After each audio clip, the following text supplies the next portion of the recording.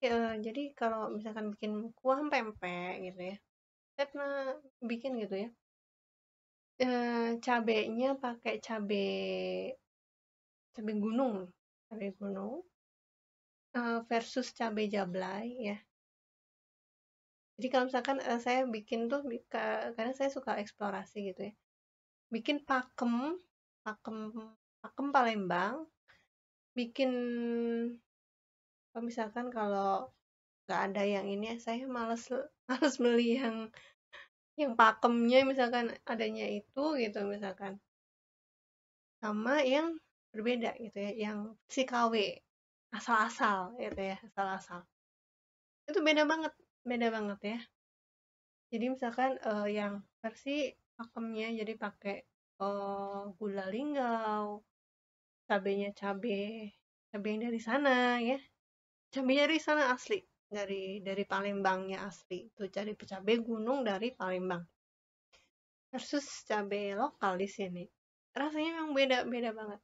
Jadi kalau misalkan yang dari Linggau, iya di Palembang ya, asli semua bahan semuanya semuanya dari Palembang gitu. Itu rasanya Palembang banget ya. Jadi wajar kalau misalkan kalian beli pempek misalkan. Kok pempeknya mahal banget sih Mas gitu ya, misalkan satu gede gini, misalkan segede gini 15.000 misalkan yang pempek apa? Paslam misalkan. Ya kan bahannya dari misalkan bisa jadi dia impor dari Palembang, tapi ketika kita makan, Masya Allah tesnya asli banget dari Palembang tuh ya.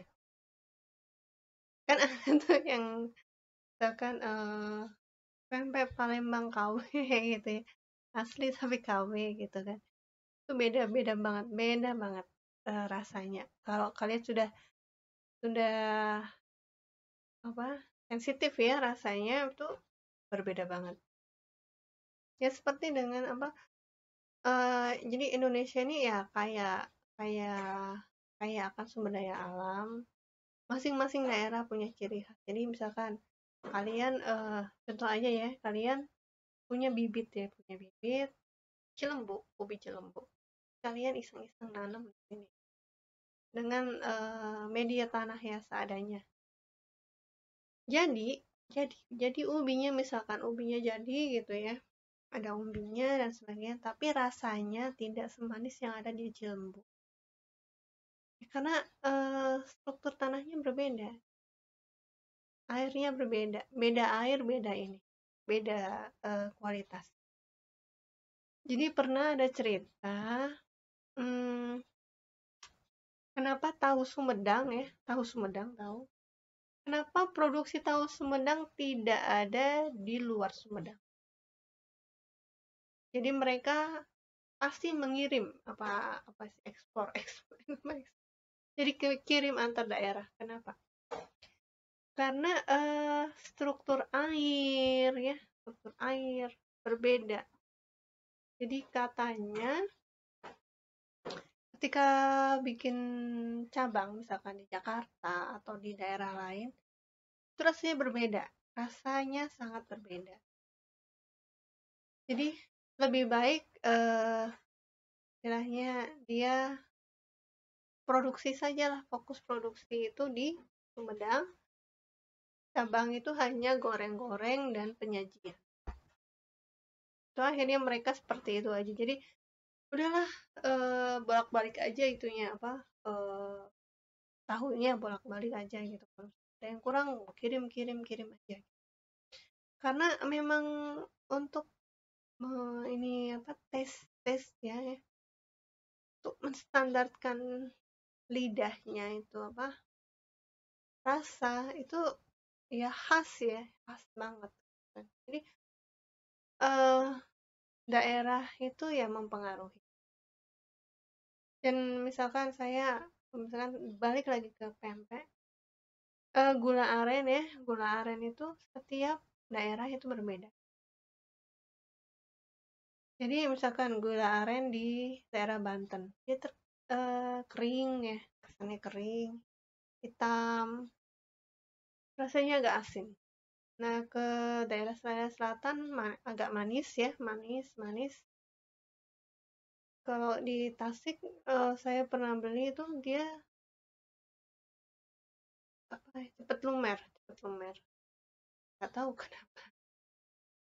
Tapi kalau untuk bikin latte ya, kopi-kopi latte atau minuman-minuman gitu, paling bagus daerah Sukabumi, dan Sukabuminya tuh juga khusus gitu ya.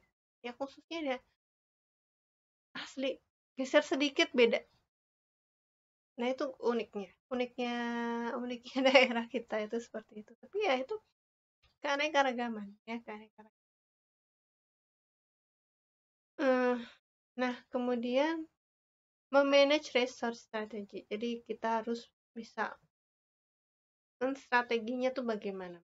Ya, ya kayak tadi ya, misalkan apa sih namanya, ubi cilembu. Saya pengen bikin ubi cilembu versi apa, misalkan bikin cabang di Jepang. Ubi cilembu Jepang. Kan Jepang itu suka ubi ya. Ubi kan di apa, di serial Doraemon itu kan ubi itu kesukaannya sih, suka ya, suka ubi. Terus ada tukang gerobak ubi bakar gitu kan. Nah, itu salah satunya tuh ekspornya ubi cilembu. Enak sih, emang enak. Nah, karena Jepang tidak bisa menghasilkan semanis cilembu, maka dia impor saja. Ya, seperti halnya dengan si tadi ya, bahan baku yang dari apa, Palembang. Terus kayak misalkan bikin kari Aceh. Kari Aceh itu ya nggak tahu ya apa, bahan-bahan bakunya memang khas dari Aceh, dan apa, rempah-rempahnya itu berbeda. Ya mungkin khasanah tanah dari apa namanya, eh, tanah kita berbeda dengan yang lain.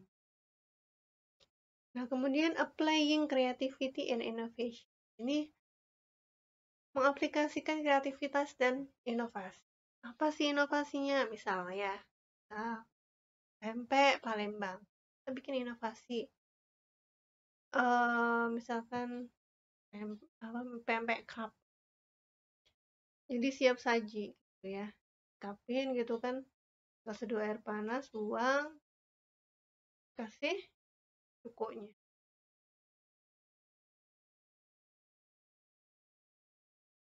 Nah, kemudian learning and innovating genetic renewal. Jadi kita harus selalu dinamis mempelajari apa yang terjadi di sekarang. Kemudian ini mengembangkan kompetisi kita, kemampuan kompetisi kita. Apa sih yang bisa kita lakukan untuk meningkatkan produksi, untuk meningkatkan penjualan, untuk meningkatkan income. Apa yang kurang? Apakah di produksinya, di marketingnya, atau bagaimana? Nah, itu kita harus apa namanya, harus bersinergi nih ya, semuanya nih harus bersinergi. Nah, ini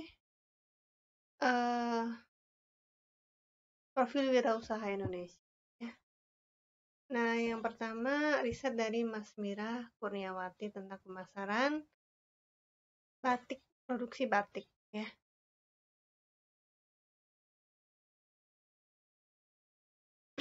Jadi batik ini kebanyakan itu masih tradisional,